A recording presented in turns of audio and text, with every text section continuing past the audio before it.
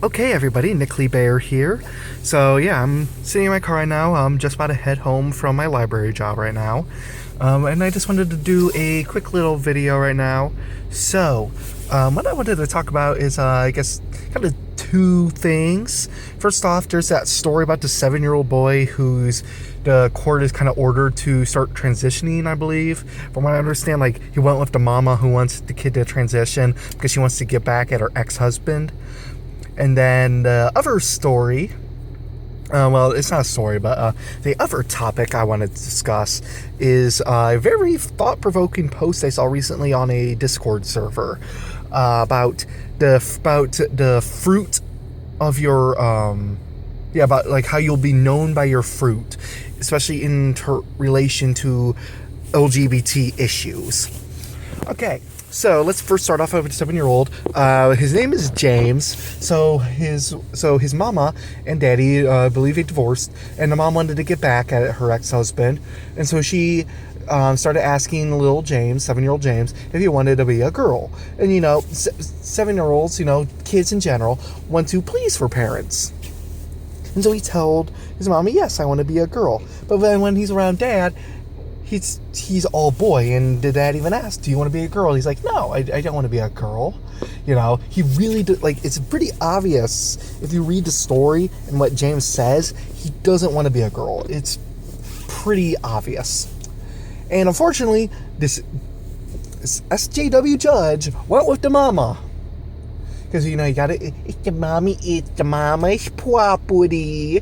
The kids are your mom's. No, it's not. The kids are not the mom's. It's stupid. The dad is the one who's able to provide for the kid, not the mom. And the mom is literally abusing the child. Because, yes, this is exactly what this is. This is abuse. Make no mistake of it. This is stupid. Now, okay. Now, let's pretend that the kid is actually transgender.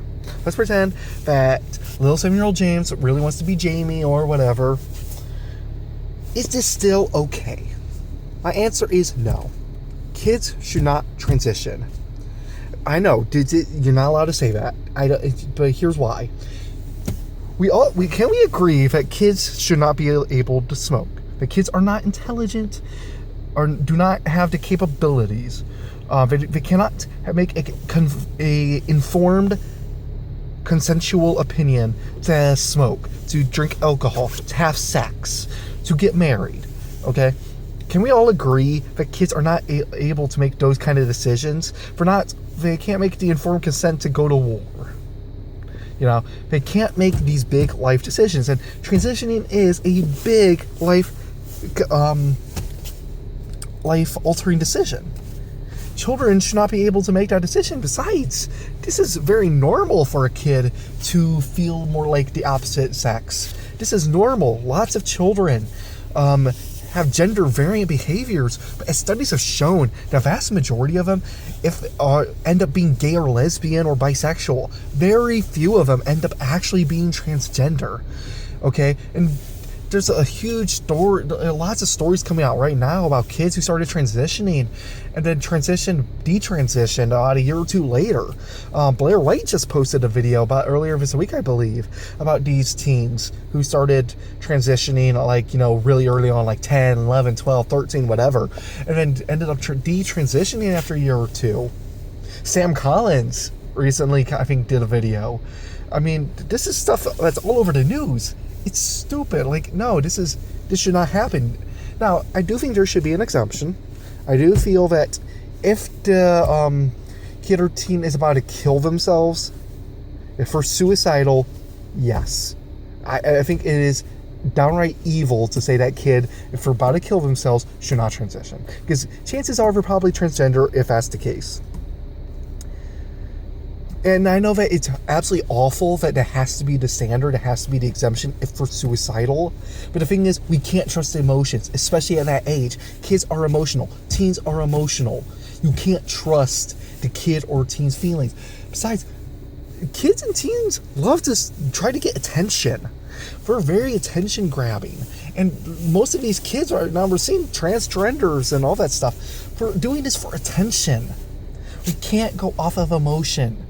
Unfortunately, the unfortunate reality is, because of how our society is catering. The SJWs are catering to trans people and not even really catering to them, and it's fake catering and pushing all these kids who aren't trans to transition and trying to push this, oh, everyone's gender variant. No one's truly 100% female or male. This is stuff we have to do. We have to do this for the well-being of our society. This is not the way it should be, but this is how it has to be because of how these SJW gender warriors have made it. Yeah, it's just a screwed up situation. It's just screwed up all the way around. All right, and I just want to finish up right now with this little talk, just a quick little thing of this post I saw in a Discord forum. So what I saw was that, it says, I believe in Matthew, don't remember the exact reference, but basically, you will know them by their fruit. Sorry, I can't pronounce my THs very well, and definitely can't do it with Fs right before or right after. So let's try this again. By their fruit. Okay, there we go. Anyway, so anyway, you'll know them by their fruit, and so what is the fruit of those who are not affirming?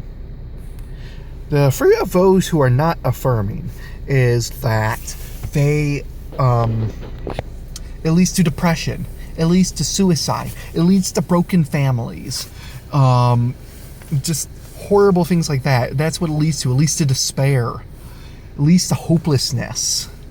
Then you look at what happens when we're in a LGBT, or to an LGBT person, when we're in an LGBT affirming environment. They grow, they thrive, they're not depressed, they're not suicidal, families stay together.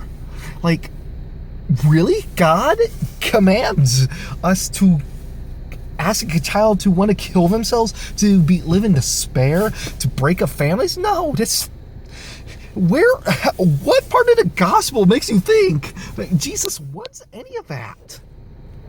It's ridiculous. There is nothing in the gospel that would lead you to believe that's okay under any circumstance. So obviously, that by itself, I don't even need to go into the theology about how the 1946 Revised Standard Version is the very first Bible to ever mention homosexuality. How the Bible literally never talks about transgenderism in any way. So obviously, this whole theology, the Bible speaks, I guess stuff is complete bunk. But like that by itself should disprove this notion that the Bible is anti-LGBT. It's absolutely not. Christianity is supposed to be LGBT affirming, and it's honestly disgusting that I even had to say this. But this is the culture we live in. The devil has completely taken over the Western Church. All right, that's really all I got for today. Thanks for watching, everyone. See you next time.